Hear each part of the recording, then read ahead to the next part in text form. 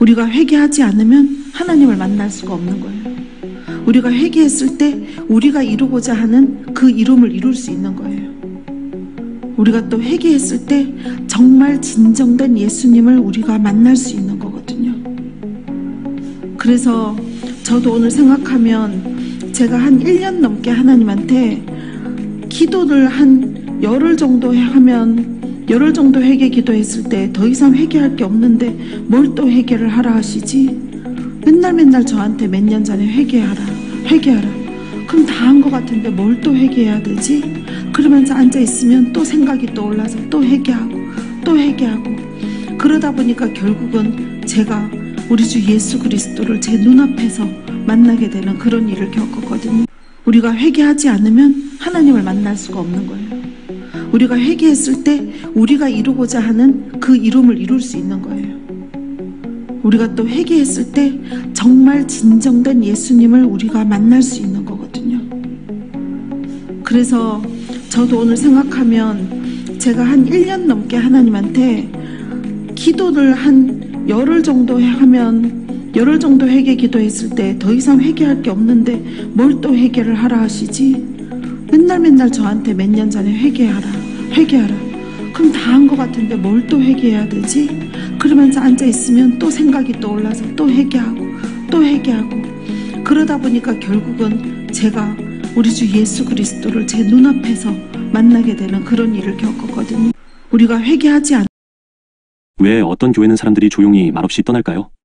큰 충돌도 없었고 싸움도 없었고 공식적인 탈퇴 선언도 없었는데 어느 순간 예배당에 앉아있던 사람들이 하나둘씩 보이지 않습니다. 심지어 오랜 기간 충성스럽게 섬기던 이들까지도 흔적 없이 사라집니다. 문제는 그것이 단순한 이동이나 변화가 아니라는 것입니다. 그 이면에는 교회 내부에 깊이 자리한 누구도 쉽게 말하지 않는 5가지 심각한 문제들이 있습니다. 오늘 말씀드릴 이 문제들은 단순한 불편함이 아니라 성령의 임재가 떠나는 조짐이며 하나님께서 경고하시는 사인일 수 있습니다. 마태복음에서 예수님은 마지막 때가 되면 많은 사람들이 미혹될 것이라 하셨습니다.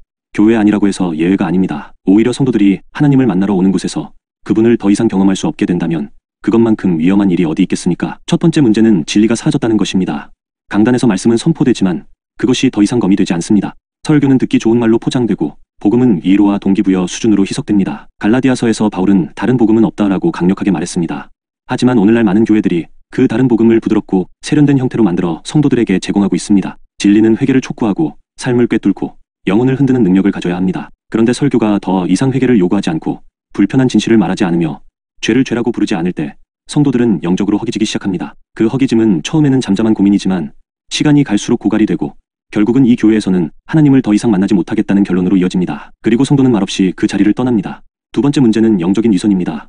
겉으로는 성령의 역사인 듯 보이지만 실제로는 철저히 인간 중심의 프로그램과 시스템으로 유지되는 교회가 있습니다. 기도회는 열리지만 기도의 불은 없습니다. 찬양은 크고 화려하지만 그 안에 고백이 없습니다.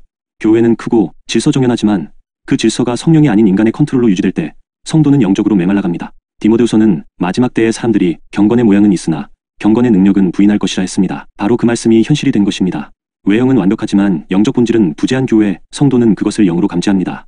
누구도 말하지 않아도 그 공기의 무게로 지도 중의 정적에서 찬양의 공허함 속에서 이상함을 느낍니다. 그리고 마음속으로 이렇게 속삭입니다. 여기는 아닌 것 같다.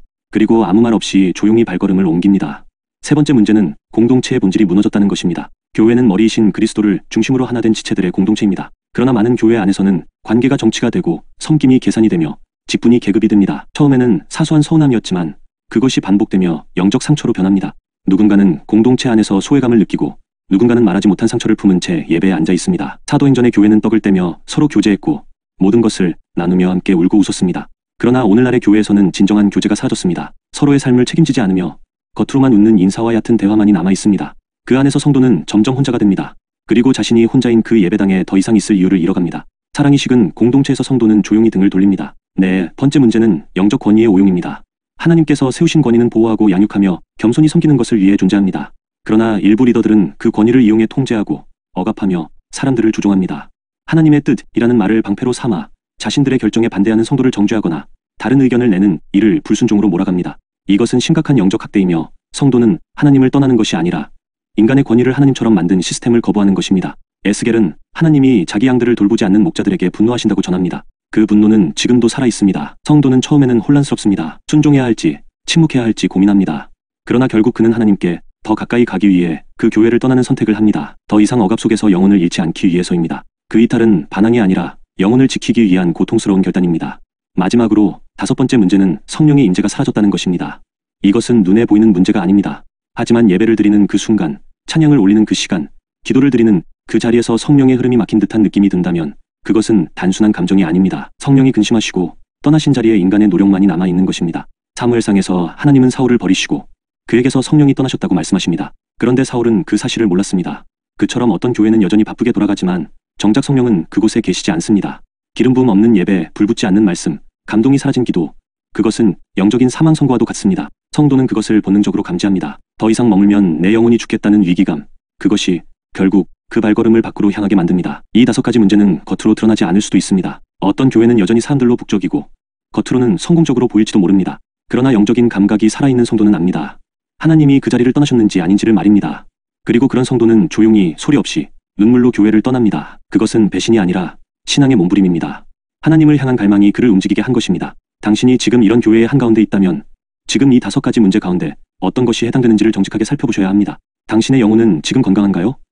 예배 속에서 여전히 하나님을 만나고 계신가요? 아니면 당신도 모르게 메말라가고 있는 것은 아닌가요? 당신은 지금 교회에 다니고 있지만 마음은 이미 그곳을 떠난 적이 있지 않으셨습니까? 예배 자리에 앉아 있지만 더 이상 말씀이 당신 안에 들어오지 않고 찬양을 부르지만 눈물이 흐지 않는다면 이미 당신의 영혼은 경고등을 켜고 있는 것입니다. 성도들이 조용히 교회를 떠날 때 그것은 단순히 사람들과의 문제 때문만이 아닙니다. 그 이면에는 영적 갈증과 존재의 피로가 겹쳐진 고통스러운 신호들이 있습니다. 많은 성도들이 말하지 못한 채 그 고통을 끌어안고 몇 달 혹은 몇 년을 버팁니다. 그래도 하나님 때문에 견뎌야지라고 말하며 자신을 설득합니다. 하지만 어느 순간 그 마음 안에 이렇게 속삭이는 소리가 들려옵니다. 여기서 계속 예배드려도 더 이상 살아나지 않아. 여긴 나를 더 이상 살리지 못해. 바로 그 지점에서 결단이 이루어집니다. 그것은 떠나고 싶어서 떠나는 것이 아니라 살아남기 위해 떠나는 것입니다. 누군가는 배신이라 말할지 몰라도 하나님은 그 마음을 누구보다 아십니다. 이사야 41장 10절에서 하나님은 두려워하지 말라. 내가 너와 함께 함이니라고 하셨습니다. 그런데 성도는 더 이상 그 말씀이 실제로 느껴지지 않는 곳에서 영혼이 마르기 시작합니다. 예배의 감동이 사라지고 말씀의 불이 꺼지며 기도의 자리에서 외로움만 커질 때 성도는 자신의 신앙이 무너지고 있다는 것을 자각합니다. 이 자각은 단순한 불만이나 기분의 기복이 아닙니다. 성령께서 깨우시는 내면의 절규입니다. 교회를 떠나는 사람들 중 대부분은 처음에는 절대 떠날 생각이 없었습니다. 그들은 헌신했고 기도했고 사랑했습니다. 하지만 그 사랑이 외면당하거나 무시당하거나 종교적인 체계 속에서 이용당하는 순간 깊은 실망이 찾아옵니다. 그리고 그 실망은 반드시 영적 위기로 이어집니다. 우리가 기억해야 할 것은 이것입니다. 성도는 교회를 떠나기 전에 이미 마음속에서 수없이 떠나는 연습을 합니다. 그리고 어느 날 그 마지막 단추가 끊어지듯 연결이 완전히 풀려버리는 순간 그는 교회를 떠나는 것이 아니라 하나님을 다시 찾기 위해 광야로 나아갑니다. 그러나 진짜 문제는 이 떠남이 성도 개인에게만 머무르지 않는다는 것입니다. 하나의 몸된 지체가 떨어져 나가면 전체 공동체가 약해지고 그 상처는 다른 이들에게도 전염됩니다. 어떤 이들은 저 사람은 왜 갑자기 떠났을까 하며 궁금해하지만 그 진실은 소문보다 훨씬 복잡하고 아픕니다. 어떤 경우에는 떠난 성도가 이단으로 빠졌다는 식의 억측과 정죄가 따라오기도 합니다. 그러나 진실은 하나입니다. 그는 생명을 잃지 않기 위해 자리를 옮긴 것입니다. 문제는 교회 안에서 그런 외침을 듣는 귀가 거의 없다는 데 있습니다. 영적 리더들이 성도들의 침묵을 순종으로 오해하고 떠남을 불순종으로 낙인 찍는 그 순간 교회는 더 깊은 영적 실명을 경험하게 됩니다. 요한복음 10장에서 예수님은 내 양은 내 음성을 듣는다고 하셨습니다. 오늘날 교회는 그 양들의 신음조차 듣지 못하고 있습니다. 그래서 그들은 소리 없이 떠나는 것입니다. 당신이 지금 이런 상황에 있다면 스스로에게 정직하게 물어보셔야 합니다. 지금 당신이 다니고 있는 교회는 당신의 영혼을 살리고 있습니까? 아니면 그저 종교적 습관에 묶여 스스로를 속이며 견디고 계십니까? 하나님은 절대 당신이 타협 속에서 죽어가는 것을 원치 않으십니다. 그는 때로 우리가 머무르기를 바라시기도 하지만 어떤 때에는 떠나기를 바라십니다. 그것은 탈출이 아니라 순종일 수 있습니다. 아브라함은 하나님의 부르심을 듣고 본토와 아비집을 떠났습니다. 그 떠남이 있었기에 약속의 땅이 시작되었습니다. 성도들에게도 그런 떠남이 필요할 때가 있습니다. 무너진 교회를 등지고 새롭게 회복의 자리로 나아가는 결단이 필요할 수 있습니다. 문제는 그것을 누가 먼저 말해주지 않는다는 것입니다. 대부분의 성도는 자신이 느끼는 내면의 감정이 내가 이상한가? 라고 의심하며 시간을 보냅니다. 하지만 진리는 분명합니다. 성령께서 떠나신 자리는 아무리 사랑했던 곳이라도 머물 수 없는 자리입니다. 가장 슬픈 것은 이런 교회를 떠난 성도들이 다시 교회로 돌아오지 않는 경우가 많다는 것입니다. 그들에게는 더 이상 안전한 공간이 없고 신뢰할 수 있는 영적 리더가 없고 하나님을 다시 경험할 수 있는 공동체가 없습니다. 그리고 그렇게 믿음이 식고 신앙은 점점 사라집니다. 이것은 단순한 개인의 문제가 아니라 한국 교회의 현재와 직결된 중대한 위기입니다. 우리는 지금 성도들이 조용히 떠나고 있다는 사실을 심각하게 받아들여야 합니다. 그 떠남을 개인의 연약함으로 치부할 것이 아니라 공동체 전체의 책임으로 바라봐야 합니다. 하나님은 교회를 책망하실 때 단지 잘못된 리더만을 지적하지 않으셨습니다. 그는 공동체 전체에게 물으셨습니다. 너희는 내 양을 어디로 인도했느냐? 그러니 이제 당신에게 묻겠습니다. 지금 이 시간 당신은 살아있는 교회에 속해 있습니까? 말씀에 도전받고 계십니까? 성령의 임재 안에서 예배하고 계십니까? 아니면 의무감에 혹은 포기하지 못한 습관 속에 자신을 억지로 끌고 다니고 계신가요? 하나님은 절대로 형식적인 예배의 기름을 부으시지 않습니다. 그는 당신이 깨어나길 원하십니다. 떠나는 사람들을 보며 판단하기 전에 그들이 왜 떠나는지를 묻고 그 고통에 공감할 수 있는 영적 민감함이 우리 모두에게 필요합니다. 교회가 다시 살아나려면 지금 이 순간 성도 한 사람 한 사람이 진실 앞에 서야 합니다. 당신도 그 중 하나입니다. 많은 교회는 성도들이 조용히 떠나간 자리를 바라보며 그 공백을 단지 결석이나 출석률 감소로 취급합니다. 어떤 리더들은 그들을 영적으로 미성숙하다거나 상처받고 도망쳤다는 식으로 평가합니다. 그러나 그것은 본질을 보지 못한 시선입니다. 하나님께서 보시는 시선은 다릅니다. 사무엘상에서 하나님은 사울의 실패를 애통해하는 사무엘에게 말씀하십니다. 언제까지 내가 그를 위해 슬퍼하겠느냐? 나는 그를 이미 버렸다. 이 말씀은 냉정한 선언이 아니라 하나님의 관점의 전환을 요구하는 것입니다. 우리는 머물러 있는 것만을 신실함이라고 여기지만 하나님은 때로 어떤 자리에서 떠나는 것이 진짜 신실함이라고 말씀하십니다. 특히 하나님이 더 이상 머물지 않는 구조 안에 영혼이 억압당하고 말씀의 생명이 죽어가는 곳에서 충성을 말하는 것은 오히려 진리에 대한 불순종이 될 수 있습니다. 당신이 혹시라도 지금 누군가 교회를 떠난 것을 보며 그 사람을 정죄하고 있지는 않습니까? 아니면 당신 자신이 그런 정죄를 당해 상처받은 경험이 있으신가요? 많은 성도들이 교회를 떠나는 이유는 단지 외부의 유혹 때문이 아닙니다. 오히려 내부의 침묵 때문입니다. 공동체가 아픔을 꺼내놓을 공간이 없고 솔직한 말이 교만으로 여겨지고 진실한 고민이 믿음 없음으로 낙인 찍히는 구조 안에서 성도는 점점 목소리를 잃습니다. 그리고 마침내 영혼이 부르짖습니다. 이곳에서 나는 더 이상 숨 쉴 수 없어. 바로 그 순간 떠나는 결단은 단지 공간의 이동이 아니라 생존의 방향 전환입니다. 우리는 그것을 오해해서는 안 됩니다. 그것을 이성숙이라 부르는 순간 우리는 성령께서 하시는 섬세한 작업을 무시하게 됩니다. 떠난 사람들 중에는 정말로 하나님을 버린 이들도 있을 수 있습니다. 그러나 더 많은 경우 그들은 하나님을 더 깊이 찾기 위해 그 교회를 벗어난 것입니다. 이스라엘 백성이 광야로 나아갔을 때 그것은 불순종이 아닌 순종이었습니다. 그 여정은 고통스럽고 외로웠지만 하나님은 그 광야 가운데 만나와 불기둥으로 함께 하셨습니다. 마찬가지로 어떤 성도는 눈물로 교회를 떠납니다. 사랑했기에 떠나고 간절했기에 물러나며 그 아픔을 하나님께 올려드리며 침묵합니다. 그들의 떠남은 실패가 아닙니다. 하나님께서 지금 교회 전체에 주시는 메시지일 수 있습니다. 나를 다시 중심에 두어라. 교회는 조직이 아닙니다. 교회는 건물도 아니고 수치로 환산할 수 있는 활동의 집합체도 아닙니다. 교회는 주님의 몸이며 성령께서 살아 역사하시는 생명의 흐름입니다. 그 흐름이 막히고 구조만 남아있을 때 하나님은 침묵하시는 대신 성도들을 움직이십니다. 그리고 그들이 조용히 떠나기 시작합니다. 당신은 지금 떠나고 있는 성도를 볼 때 무엇을 느끼십니까? 그들을 붙잡고 싶은 마음입니까? 아니면 그들 속에 있는 아픔을 느끼고 있습니까? 교회의 진짜 위기는 사람들이 떠나는 것이 아니라 떠나는 이유를 이해하려 하지 않는 데 있습니다. 우리가 해야 할 것은 그들을 설득해 억지로 붙잡는 것이 아니라 먼저 회개하는 것입니다. 성령께서 떠나신 것을 모르고 회개 없이 예배를 계속 드리고 있다면 그것은 가장 무서운 영적 착각입니다. 사울이 그랬고 라오디게아 교회가 그랬습니다. 예수님은 그 교회의 문 밖에 서서 두드리고 계셨습니다. 내부는 예배를 드리고 있었지만 정작 주님은 그 안에 계시지 않았습니다. 그 얼마나 소름 끼치는 진실입니까? 오늘 우리의 교회는 그 라오디게아 교회와 얼마나 닮아 있습니까? 그러므로 지금 당신이 성도로서든 리더로서든 어떤 위치에 있든지 상관없이 하나님 앞에 진지하게 무릎 꿇어야 합니다. 지금 우리가 드리고 있는 예배는 살아있는 예배입니까? 말씀은 영혼을 꿰뚫고 있습니까? 성령은 여전히 그 자리에 계십니까? 아니면 이미 당신의 영혼은 무거운 침묵 속에서 무너지고 있는 중입니까? 많은 이들이 교회를 떠난 이유는 거창한 교리 때문이 아닙니다.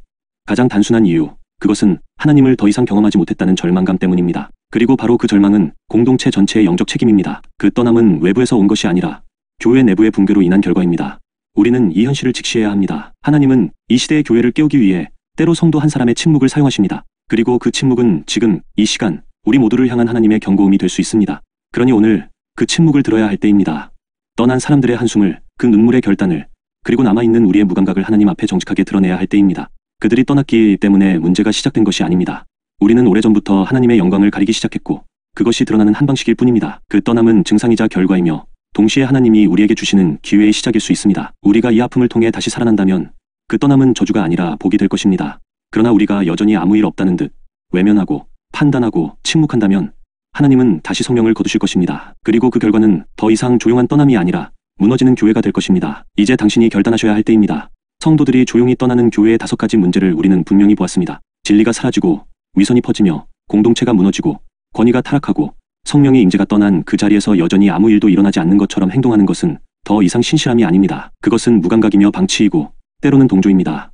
성령께서 분명히 말씀하십니다. 눈을 떠라. 보고 듣고 느껴라. 지금도 수많은 성도들이 교회를 떠나고 있습니다. 말없이 조용히 그 누구에게도 말하지 못한 채 눈물로 그 자리를 등지고 있습니다.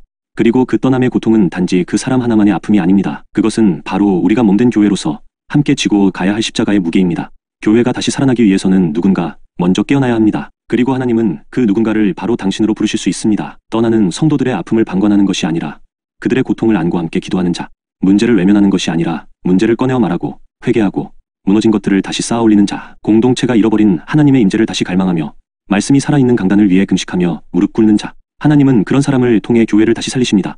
예레미야는 무너진 성을 위해 울었습니다.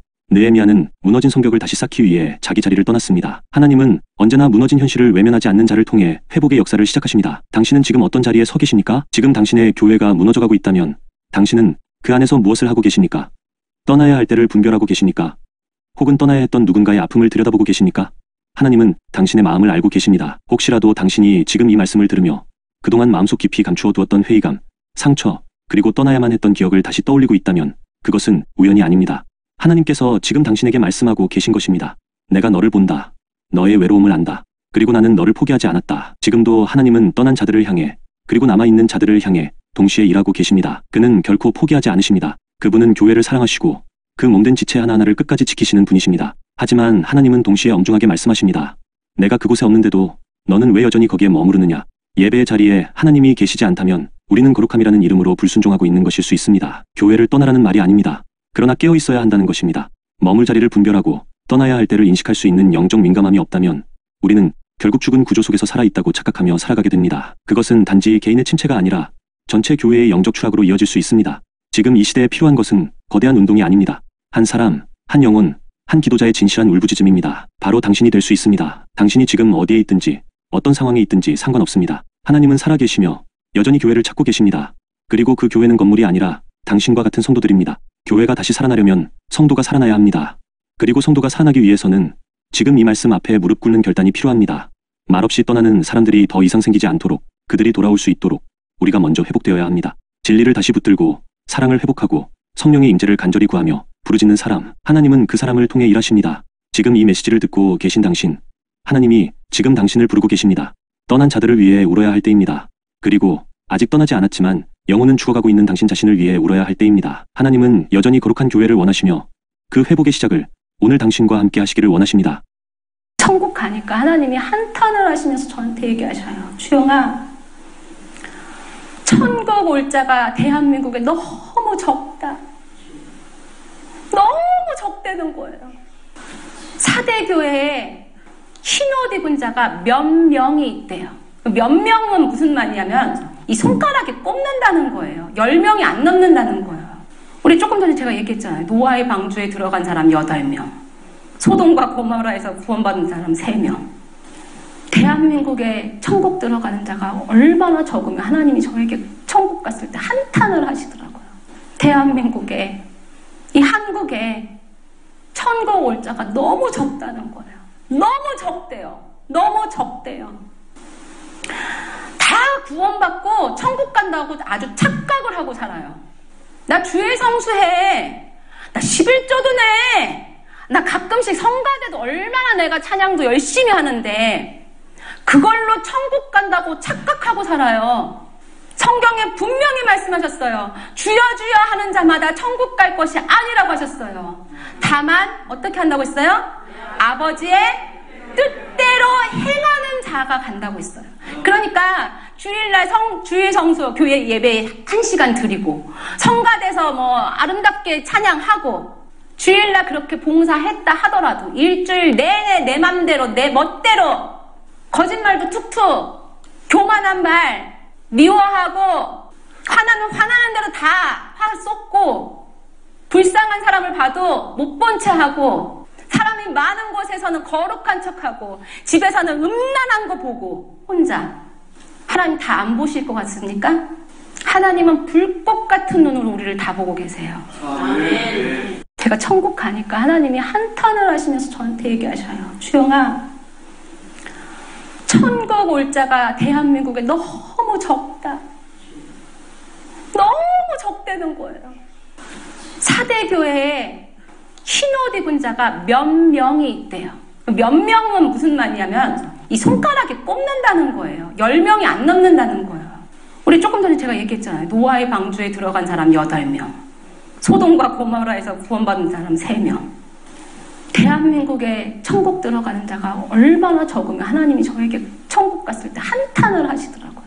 대한민국에, 이 한국에 천국 올 자가 너무 적다는 거예요. 너무 적대요. 너무 적대요. 다 구원받고 천국 간다고 아주 착각을 하고 살아요. 나 주일 성수해. 나 11조도 내. 나 가끔씩 성가대도 얼마나 내가 찬양도 열심히 하는데 그걸로 천국 간다고 착각하고 살아요. 성경에 분명히 말씀하셨어요. 주여 주여 하는 자마다 천국 갈 것이 아니라고 하셨어요. 다만 어떻게 한다고 했어요? 아버지의 뜻대로 행하는 자가 간다고 했어요. 그러니까 주일날 주일 성수 교회 예배 1시간 드리고 성가대서 뭐 아름답게 찬양하고 주일날 그렇게 봉사했다 하더라도 일주일 내내 내 맘대로 내 멋대로 거짓말도 툭툭 교만한 말 미워하고 화나면 화나는 대로 다 화 쏟고 불쌍한 사람을 봐도 못 본 채 하고 사람이 많은 곳에서는 거룩한 척하고 집에서는 음란한 거 보고 혼자 하나님 다 안 보실 것 같습니까? 하나님은 불꽃 같은 눈으로 우리를 다 보고 계세요. 제가 천국 가니 거기서 어느 선교사 하나를 만나게 되었어요. 이분은 성도였다가 은혜를 받고 신학을 또 하나님 말씀대로 살려고 결단을 하고 늘 거듭나며 살아가려고 애를 쓰는 분이었는데 엘살바도르라고 하는 곳에 이제 선교사로 나가게 되었습니다. 그런데 이분은 심장이 약했습니다. 어느 날 거기서 열심히 선교를 하다가 그만 심장이 멎었어요. 죽은 거예요.